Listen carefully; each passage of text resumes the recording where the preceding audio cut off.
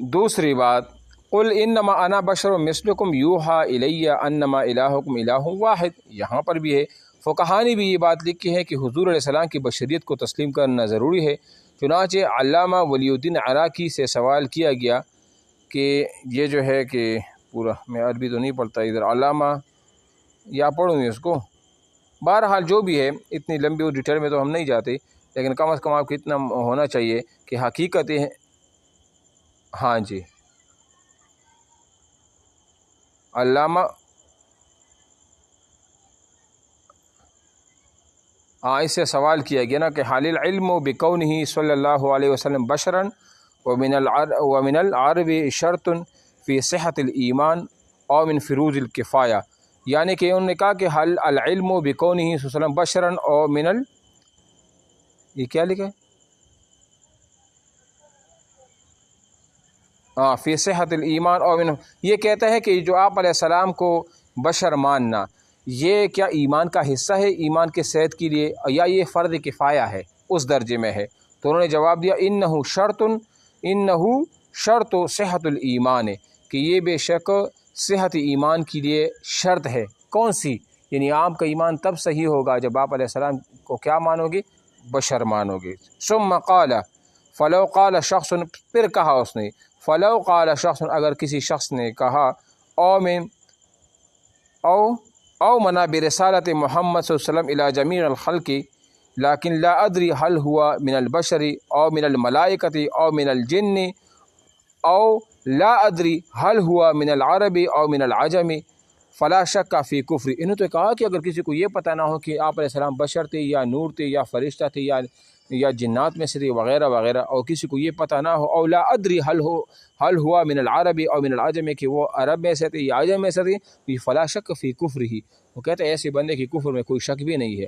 لتکذیبہ القرآن وجہدہ ما تلقته قرون الاسلام خلفا عن السلف وصار معلوما بالضرورہ، یہ کہتے ہیں یہ تو انہوں نے کیا کر دیا، کفر کر دیا، قرآن کی تکذیب کر دی، اور اس طرح انکار بھی کر دیا کہ جو اسلام قرن بقرن اور خلف بسلف، یعنی جو ہمیں تواتر تک یہ بات پہنچ آئی ہے، اور وہ وصار معلوما بالضرورہ، اور یہ تو بالکل معلوم سی چیز کی مانند ہو گئی ہے، بالضرورہ یعنی بدہی بات ہے کہ آپ علیہ السلام بشر بھی تھے اور نور بھی تھے، اور اس میں کوئی شک و شبہ نہیں۔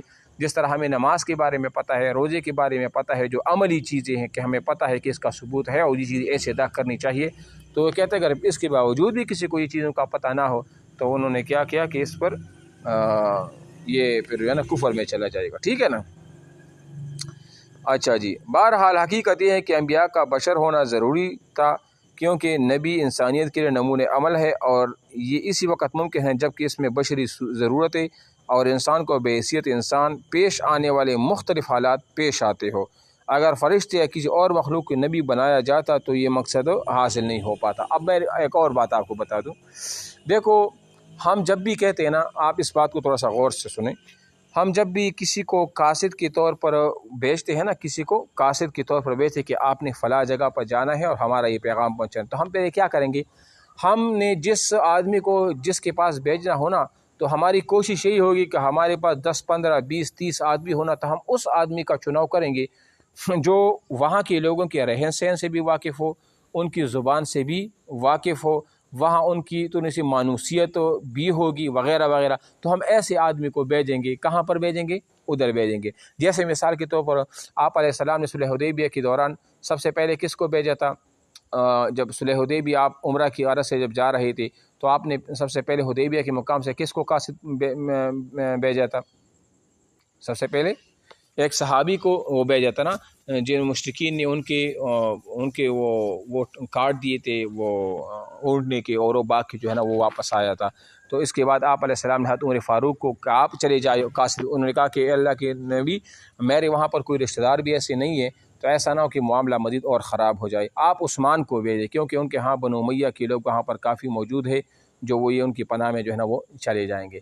تو اس طرح اللہ تعالیٰ نے بھی جب ہمارے انسانوں کی طرف پیغمبر کو بھیجا تھا تو وہ بھی ہم ہی کی طرح یعنی کہ بشر بھی تھے، لیکن ساتھ ساتھ وہ نور بھی تھے، کیونکہ وہ اللہ تعالیٰ کی طرف سے، تو ظاہری بات ہے کچھ امتیازات بھی ہونی چاہیے ان میں۔ تو اس لیے وہ کہتے ہیں، مشرکین بھی کہتے ہیں کہ ہم اس کو کیوں مانیں، یہ تو ہماری طرح بشر ہے، ہماری طرح انسان ہے، یہ تو کوئی فرشتہ ہونا چاہیے، کوئی نورانیت ہونی چاہیے تھی اس میں وغیرہ وغیرہ، اس لیے تو وہ اعتراض بھی کرتے تھے۔ تو اس کا مطلب یہ ہوا کہ آپ علیہ السلام کیا تھے، نور بھی تھے، اور نور کے ساتھ ساتھ جو ہے نا آپ وہ بشر بھی تھے، ٹھیک ہے نا۔ اچھا جی، اچھا آگے ابھی آ جائے ادھر ابدیت۔ ابدیت اس کو بھی جوڑ لے بھائی، یہ بھی تو آسان ہے، اس میں ہم اپنا وہ ٹائم جو ہے نا وہ ضائع بھی نہیں کرتے، ٹھیک ہے۔ ہاں یہ ادھر نیچے دیکھیں، ابھی یہ ایک امپورٹنٹ ہے اس میں مسئلہ، صفحہ نمبر 139 سے اوپر دیکھیں، منصب نبوت وہ بھی ہے نہ کہ کسبی ہے، اس پہ تھوڑا سا آ جائے، یہ دیکھا آپ لوگوں نے صفحہ نمبر 138 کی بالکل لاسٹ میں، منصب نبوت وہ بھی ہے نہ کہ کسبی۔ وحی کا مطلب کیا ہے؟ یہ جو نبوت ہوتی ہے نا، یہ کسبی چیز نہیں۔ کسب کا مطلب یہ ہے کہ بندہ جتنی بھی عبادت کرے، جتنی بھی اللہ تعالیٰ کی اطاعت کرے، جتنی بھی نیکیاں کرے، دن اور رات سجدے اور دن کو جو ہے روزہ رکھ کے، تو اس چیزوں کی وجہ سے کسی کو نبوت نہیں ملتی۔ نبوت کیا ہے؟ وہ وحی چیز۔ وحی کا مطلب کیا ہوتا ہے کہ جو اللہ ہی دے، جس کو چاہے وہ دے دیتا ہے، تو وہ نبی بن سکے گا۔ کسی کی عمل کی وجہ سے کوئی نبی نہیں بن سکتا، ٹھیک ہے۔ تو وحی کا مطلب یہ ہے۔ اور کسبی کا مطلب یہ ہوتا ہے کہ انسان جب کسب کرتا ہے، اپنے اختیار سے کرتا ہے، عبادت جتنی بھی زیادہ کرے، روزے رکھے، زکوٰۃ دے، جہاد کرے، حج کرے وغیرہ وغیرہ، نیکی کی کام کرے، تو یہ کسبی ہے۔